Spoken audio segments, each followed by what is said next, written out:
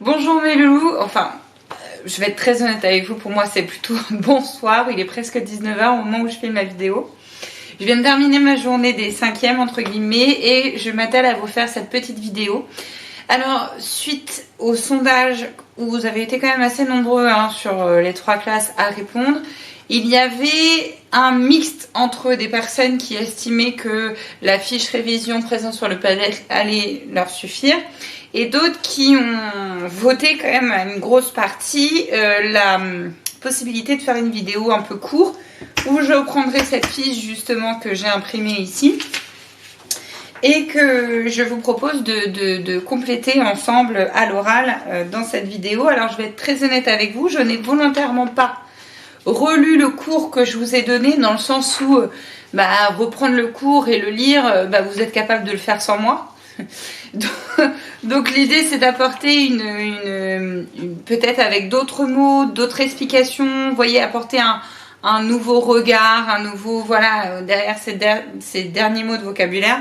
Cette vidéo est totalement facultative, c'est vraiment une vidéo de révision, vous n'êtes pas du tout obligé de la lire si ça vous intéresse pas, vous pouvez passer un petit peu et regarder un petit peu plus loin dans la vidéo pour repérer un petit peu. Je vais suivre la feuille exactement dans l'ordre, donc si vous cherchez un point précis, ça vous donnera une idée par rapport à la vidéo. Je ne vais pas m'amuser à faire un time code en dessous. Pour ceux qui ont la foi, vous pouvez mettre un time code dans les commentaires. Allez, c'est parti. Donc, vous allez voir, je ne fais pas de montage, c'est une vidéo cool, il est tard. Alors, pour le devoir commun, il y a différents savoir-faire déjà, je vais commencer par ça. Il y a différents savoir-faire qui va vous être demandé. Vous l'avez compris, j'ai déjà pas mal insisté dessus, il va y avoir quelque chose autour de l'arbre généalogique. Que ce soit le réaliser, l'analyser, le compléter, en faire quelque chose, le lire, d'accord. Donc reprenez un petit peu la fiche qu'on a vue ensemble, la fiche méthodo sur l'arbre, n'hésitez pas à reprendre, même en diagonale, sans forcément apprendre, on est bien d'accord, mais reprendre en diagonale les activités où vous avez un arbre généalogique, parce que ça va tomber. Donc c'est une des compétences. Il va falloir également que vous soyez capable d'analyser un cariotype. Donc je vous rappelle que il me semble que c'est dans une question, ouais. Mais je vais commencer, là j'ai commencé. Pour le cariotype, n'oubliez pas, voir si c'est normal, anormal au niveau du nombre et ensuite donner, s'il y a un problème, donner le nom, et etc. Garçon, fille, et c'est en gros tout ce qu'on peut dire sur le cariotype. Et il faut que vous soyez capable de faire un schéma de chromosomes. Donc vous voyez ces deux espèces de bâtonnets là, où vous soyez capable de placer un gène. Donc attention, si vous faites plusieurs fois le schéma et que vous parlez du même gène, soyez vigilant à schématiser toujours à peu près à la même hauteur ce gène. Parce que si vous le mettez plus haut ou plus bas, d'un point de vue génétique, vous parlez plus du même gène. Donc bien sûr, on est bien d'accord que c'est un schéma, donc essayez d'être le plus rigoureux possible, mais c'est pas au millimètre près, on est bien d'accord, mais c'est l'idée. Donc il va falloir replacer aussi les allèles de chaque côté de ce gène une fois dessiné sur le chromosome. Donc ça c'est pour le savoir-faire. Je rappelle que s'il y a un schéma à réaliser, soyez vigilant, ou un arbre généalogique, soyez vigilant à chaque fois à mettre un titre lors des sujets de brevet, et ça sera vrai au devoir commun et ce sera vrai le jour J. Si vous ne mettez pas de titre, et ce sera vrai au lycée, si vous ne mettez pas de titre, vous êtes sanctionné, vous n'avez pas de points, d'accord? Il y a un point attribué pour le titre, donc vraiment, soyez pas bêtes. Même si vous n'avez pas le temps de faire le schéma, écrivez le titre, ça vous fait déjà un point de gagné. Vraiment, j'insiste. Donc, titre et légende, selon ce que vous faites comme production. N'oubliez pas aussi, voilà, titre et légende. Dès que vous faites quelque chose, titre, légende, titre, légende. Alors, au niveau du cours, je prends mon tableau et je vais faire dans l'ordre. Donc, un caractère, ça va être une caractéristique observable. Ça peut être externe, interne. Prenons moi, donc je vais avoir la peau plutôt blanche, avec pas mal de grains de beauté. Ça, c'est un caractère par exemple. J'ai le caractère couleur de la peau. Je vais avoir une couleur des cheveux qui est rousse, mais comme vous pouvez le constater, j'ai une coloration. Donc ça va être intéressant aussi à dire dans la définition de caractère. C'est qu'un caractère peut être modifiable par l'environnement. Il n'y a pas de gène coloration, hein. On est bien d'accord. Il va y avoir, je sais pas moi, un caractère, moi encore une fois avec ma malformation cardiaque, ça fait partie des caractères anatomiques internes. Donc voilà, un caractère qui peut être précis, détaillé, voilà, qu'on va pouvoir donner chez un individu. Et encore une fois, ce caractère peut être héréditaire, il va être transmis de génération en génération. Le caractère peut être modifié par l'environnement. Donc je parlais de la coloration pour les cheveux, pensez aussi au bronzage ou au tatouage où on va modifier le caractère couleur de la peau. La définition du phénotype. Alors le phénotype, c'est l'ensemble de tous ces caractères d'un individu. D'accord, c'est voilà, l'ensemble de caractères d'un individu. C'est tout ce qui peut être observable, qu'on va pouvoir décrire chez un individu d'un point de vue anatomique, etc. L'ADN, acide désoxyribonucléique. Alors attention, regardez bien dans votre cahier comment ça s'écrit. Ça, il faut le savoir écrire par cœur sans faute d'orthographe, hein. Il y a des Y, il y a des X, faites gaffe. Donc acide désoxyribonucléique, c'est l'information génétique qui va être contenue dans les noyaux de chacune de nos cellules. Et donc toutes mes cellules vont être composées du même ADN, d'accord. Je vais un petit peu en détail, peut-être un peu plus que ce qu'on a fait en troisième, mais sachez que l'ADN, finalement, c'est une sorte de message codé. Il va y avoir 4 lettres qui vont se succéder et selon cette succession, l'ordre, ça va donner un message. Et à l'intérieur, on va pouvoir y voir certains messages comme des gènes qui pourront avoir différentes versions des allèles. Je vais un peu trop vite parce que c'est dans la suite des cours. Et donc, de la fiche. Et donc, l'ADN, avec ces différents messages, code pour le caractère. Et comprenez, c'est pour ça qu'on parle de code pour un caractère, parce que ces histoires de lettres là vont donner justement un code pour de vrai. Et c'est comme ça on dit que l'ADN code pour un caractère. Et vu qu'on parle de caractère héréditaire, ça signifie que l'ADN, on va avoir une partie de l'ADN de notre maman et l'ADN de notre papa pour notre constitution de notre propre ADN. Et c'est pour ça qu'on va avoir des caractères héréditaires qui vont être transmis de génération en génération. Donc papa va me transmettre, mon papa m'a transmis de l'ADN grâce aux spermatozoïdes et ma maman m'a transmis de l'ADN grâce à l'ovule. Et ça a donné la cellule œuf, la première cellule de moi. Ensuite, j'ai caryotype. Donc l'ADN, pour revenir sur l'ADN, il peut être sous forme un peu filamenteux, un peu sous forme de bâtonnet. C'est ce qu'on appelle justement un chromosome. Et on va avoir dans l'ensemble des noyaux beaucoup de chromosomes, 46 pour l'espèce humaine. Ça change, le nombre change selon les espèces. Souvenez-vous, un Rex en avait beaucoup plus, les chimpanzés en avaient beaucoup plus, etc. Donc on a déjà vu certains exemples. En toute franchise, je ne connais pas le nombre de chromosomes pour chaque espèce. En vrai, on s'en fout. Mais, enfin pour nous en tout cas. Mais du coup, voilà, l'ensemble des chromosomes, on va pouvoir les représenter, les classer sous un caryotype. Et donc ces 46 chromosomes, en l'occurrence pour l'espèce humaine, on va voir qu'il y en a, on va pouvoir les classer par paire, 23 paires. Et justement, quand on parle de paires de chromosomes, c'est la définition d'après. Définition de chromosomes homologues. Donc c'est 2 chromosomes d'une même paire qui vont être génétiquement identiques. En tout cas, essentiellement de forme visuellement sur le caryotype identique. Ils sont pas génétiquement identiques. Je me reprends parce que si on regarde au niveau de chaque gène, on va avoir justement différentes versions possibles, les allèles. Donc il va se ressembler au niveau de la forme, etc. Et c'est pour ça qu'on le met dans le caryotype ensemble.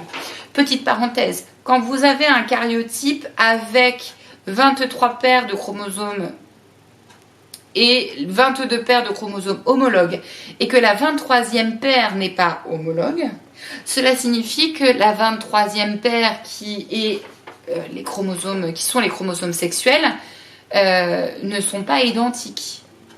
Et donc les chromosomes sexuels, c'est la définition d'après, c'est ce qui va déterminer le sexe de l'individu. Alors on parle de plusieurs sexes chez un individu en biologie. On va y avoir le sexe génétique, justement grâce à ces chromosomes. Donc le sexe génétique XX, chromosome homologue chez une femme, XY, chromosome non homologue chez un homme. Il va y avoir ce qu'on appelle aussi le sexe anatomique. À partir de 3 mois, dans le ventre de la maman, le futur bébé va se différencier, l'appareil génital va se différencier, et c'est grâce justement à la présence du chromosome Y qu'il va y avoir une différenciation en garçon. Si jamais il n'y a pas ce chromosome Y avec à l'intérieur un gène bien précis qu'on appelle le gène SRY, SRY, en absence de ce gène, en absence de ce chromosome Y, par défaut, ça va se transformer en petite fille. Donc les chromosomes sexuels déterminent le sexe de l'individu. Et au passage, XY, XX, c'est totalement, j'ai envie de dire, universel. D'accord? C'est pas que l'espèce humaine comme ça. Souvenez-vous de Rex. On avait vu que c'était un chien mâle parce que justement, il était XY, exactement au niveau du karyotype, on avait pu le constater aussi. Alors un gène.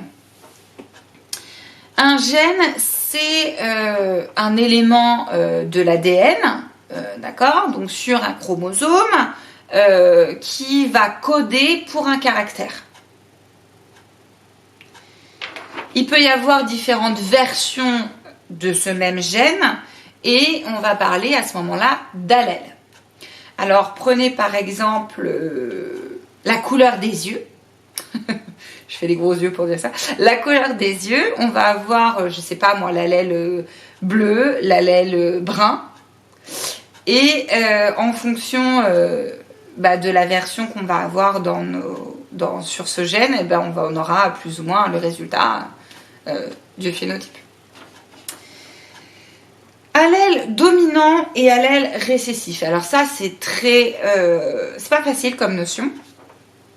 Il faut bien avoir à l'esprit qu'un allèle dominant va s'exprimer et déterminer le caractère qui soit présent en un seul exemplaire ou en 2 exemplaires. On parle même parfois de codominance, où parfois on va avoir l'allèle A et B, par exemple, qui va être tous les 2 dominants, et ça donnera le groupe sanguin AB. Donc, un allèle dominant détermine le caractère.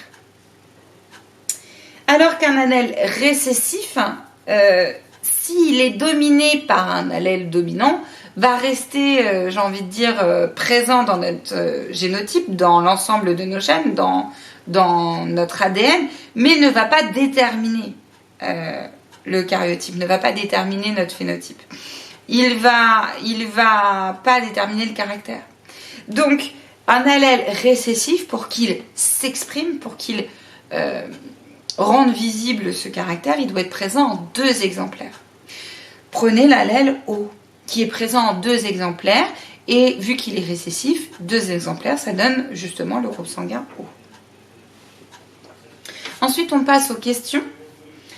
Que contient le noyau des cellules chez un individu? Je l'ai dit tout à l'heure, donc le noyau des cellules d'un individu, que ce soit des cellules lambda ou des cellules reproductrices, contient de l'ADN, l'ensemble de notre ADN, codant pour les caractères. Et on peut voir 46 chromosomes pour l'espèce humaine, on peut revenir à tout ce que j'ai dit tout à l'heure. Que faut-il retenir et regarder lors d'une analyse de karyotype? Donc, un karyotype humain est constitué de 46 chromosomes. Donc, il faudra être vigilant quand vous allez regarder un karyotype parce que parfois, c'est pas exactement la même photographie que vous avez l'habitude d'avoir. Peut-être que la photographie ou la photocopie ne rend pas forcément comme vous avez l'habitude d'avoir. Donc ça se trouve, cherchez, comptez bien, vraiment, prenez le temps de compter. Et regardez vraiment qu'il y a bien 22 paires et que la 23e est généralement pas numérotée par le numéro 23, mais en dessous, il y a XY. Donc si au-dessus du X, il n'y a qu'un seul bâtonnet, c'est que c'est un X. S'il y en a deux, c'est que c'est 2X. Et si au-dessus du Y, il n'y a rien, bah, c'est que c'est XX, justement. Si au-dessus du Y, il y a un bâtonnet, c'est que c'est XY.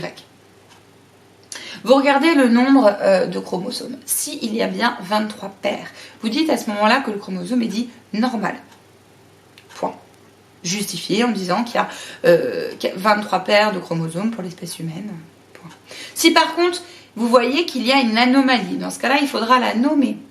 On parle de trisomie quand il y a 3 chromosomes et on rajoute toujours le numéro, c'est-à-dire trisomie 21. C'est donc qu'il y a 3 chromosomes à normalement la paire qu'on a identifiée, la 21. Donc ça peut être une trisomie 12, ça peut être une trisomie 23, sur les chromosomes sexuels par exemple. Et si on a une trisomie 23, pardon, si on a une trisomie 23, s'il y a un Y, c'est un garçon, quoi qu'il arrive. D'accord ? La présence du Y détermine le sexe masculin. Et si il y a au contraire une anomalie négative, c'est-à-dire qu'il manque un chromosome, dans ce cas-là, on parlera de monosomie. Et comme la trisomie, il faut préciser le numéro de la paire, ou en l'occurrence du solo, là. Donc une monosomie 12, une monosomie 23. Encore une fois, c'est possible aussi. Voilà. Ensuite, l'avant-dernière question. De quoi sont constitués les chromosomes et combien sont-ils... De quoi sont constitués... Je suis fatiguée. Ne me jugez pas. Je suis dyslexique et fatiguée. Pour ceux qui sont dyslexiques comme moi, vous comprendrez que quand on est fatigué... De quoi sont constitués les chromosomes et combien sont-ils par cellule dans l'espèce humaine? Bon, bah, j'ai répondu finalement à cette question quand j'ai parlé du karyotype, donc je le redonne. Il y a 46 chromosomes chez l'espèce humaine. Et au passage, ça ne tombera pas au devoir commun, mais sachez que pour les cellules reproductrices, donc spermatozoïdes et ovules, il n'y a pas 46 chromosomes, mais 23. D'accord? Donc ça, c'est un petit point de subtilité qui est à savoir. Peut-être pas pour le devoir commun, mais pour le contrôle, ça par contre, oui. Comment l'information génétique se transmet de génération en génération? Donc l'information génétique se transmet en génération grâce à l'ADN qui va être transmis lors de la fécondation, grâce à l'ADN qui se trouve dans le noyau du spermatozoïde et à l'ADN qui se trouve dans le noyau de l'ovule. Et il va y avoir fusionnage de ces deux noyaux, c'est la définition qu'on donne de la fécondation. Fusion des deux noyaux des cellules reproductrices, donnant du coup la reconstitution des paires de chromosomes. Et donc on va avoir un caractère qui va être transmis par papa grâce aux spermatozoïdes, et on va avoir des caractères qui vont être transmis par maman grâce aux ovules. Donc c'est grâce aux cellules reproductrices finalement, si on peut dire. Voilà. J'ai fait vraiment la vidéo en cash, là, en live, sans préparation plus que ça. Volontairement pour être vraiment à chaud et vous proposer d'autres... peut-être avec d'autres mots de ce qui a été dit en vrai, de ce qui a été écrit dans le cahier, vous donnant du coup une autre version, c'est toujours bien pour pouvoir réviser, si jamais on n'a pas encore compris certains trucs. Je ne vais pas me connecter sur Pronote ce week-end. Donc si vous avez des questions, je vous encourage à m'envoyer un mail et j'y répondrai. D'accord?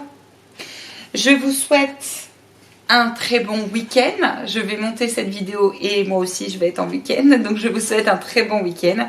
Et merde pour le devoir commun si je ne vous revois pas d'ici là dans une vidéo. Et n'hésitez pas à me dire comment ça s'est passé très vite. D'accord? Prenez soin de vous. Bonne révision.